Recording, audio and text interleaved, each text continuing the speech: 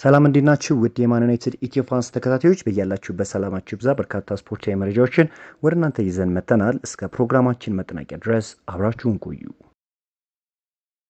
ከማንቸስተር ዩናይትድ ጋር ስማቸው እየተያዙ የሚገኙ ተጫዋቾች ወቅታዊ የዝውውር ዋጋ ይህንን ይመስላል። ኢሊዮት አንደርሰን 105 ሚሊዮን ፓውንድ፣ ሳንድሮ ቶናሊ 100 ሚሊዮን ፓውንድ፣ አዳም ዋትሰን 100 ሚሊዮን ፓውንድ፣ ማቴዎስ ፈርናንዴዝ 85 ሚሊዮን ፓውንድ፣ አሌክስ ስኮት 80 ሚሊዮን ፓውንድ፣ ሊዩስ ሆል 70 ሚሊዮን ፓውንድ እና ኢልማን እንዳይ 70 ሚሊዮን ፓውንድ ናቸውና በዘንድሮ የውድድር ወይም የዝውውር መስኮት የተጫዋቾች ዋጋ እንደናር ወይም ከፍ እንዳለ በይህ መረጃ እንግዲህ ያሳያል እና ማንቸስተር ዩናይትድ እንግዲህ የተሻለ ነው የሚለውን አማራጭ ይመለከታል ተብሎ ይጠበቃል። ካርሎስ ባሌባ ማንቸስተር ዩናይትድን የመቀላቀል እድሉን በተመለከተ ከጥቂት የማንቸስተር ዩናይትድ ተጫዋቾች ጋር ውይይት አድርጓል ተብሏል። ከዚህ በፊት እንግዲህ ተጫዋቹ በግልጽ ወደ ማንቸስተር ዩናይትድ መቀላቀል እንደሚፈልግ በተደጋጋሚ ሲናገር ነበረ። ታዲያ አሁን የሚወጡ መረጃዎች እንደሚጠቁሙት ከሆነ ተጫዋቹ በይፋ ከማንቸስተር ዩናይትድ ተጫዋቾች ጋር ንግግር እንዳደረገ ነው የተነገረው። ካሜሩናዊ አማካኝ ካርሎስ ባሌባ በዚህ የክረምት የዝውውር መስኮት ከክለቡ ብራይተን ጋር መለየት እንደሚፈለግ ሲገለጽ ቆይቷል። ማንቸስተር ዩናይትድ በተጫዋቹ ላይ ከዓመት በላይ ፍላጎት በማሳደር የአማካኙን ሁኔታ በቅርበት ሲከታተል መቆየቱም ይታወቃል። ሆኖም ቀያዮቹ ሰይጣኖች እስካሁን ድረስ ተጫዋቹን ለማስፈረም ምንም አይነት ይፋዊ የዝውውር ጥያቄ አላቀረቡም። ከማንቸስተር ዩናይትድ በተጨማሪ ሌሎች የሊጉ ክለቦች በተጫዋቹ ላይ ፍላጎት እንዳላቸው ቢጠቆምም የአማካኙ ብቸኛ ፍላጎት ግን ማንቸስተር ዩናይትድ መቀላቀል እንደሆነም ተመላክቷል።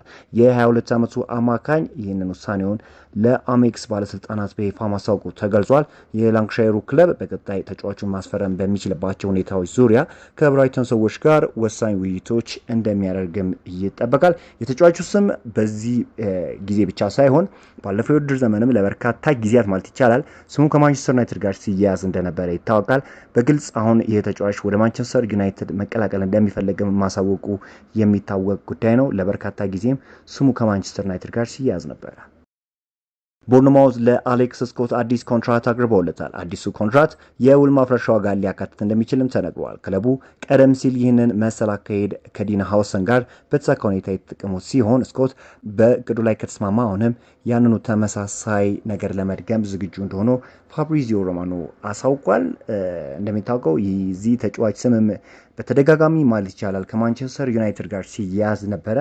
የእንግሊዙ ክለብ ቦርንማውዝ በዚህ የክረምት የዝውውር መስኮት የአማካኝ ስፍራ ተጫዋቹ አሌክስ ስኮትን የመሸጥ ፍላጎት እንደሌለውም ተገልጾ ነበረ።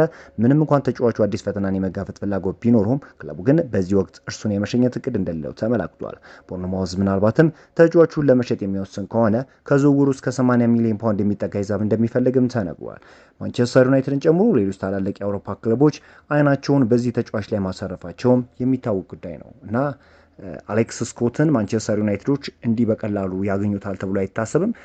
ተጫዋቹ በጣም ፖቴንሻል ያለው በጣም አቅም ያለው ድንቅ የሆነ ተጫዋች እንደሆነ ይታወቃል። ነገር ግን ዩናይትዶች ይህንን ተጫዋች ለማስፈረም ሙከራ ቢያደርጉ ደግሞ የዝውውር ዋጋውን ከዚህም በላይ ከፍ ሊያደርጉት ይችላሉ። ነገር ግን ከ70 እስከ 80 ሚሊዮን ፓውንድ ድረስ ተጫዋቹን ሊያገኙት ይችላሉ።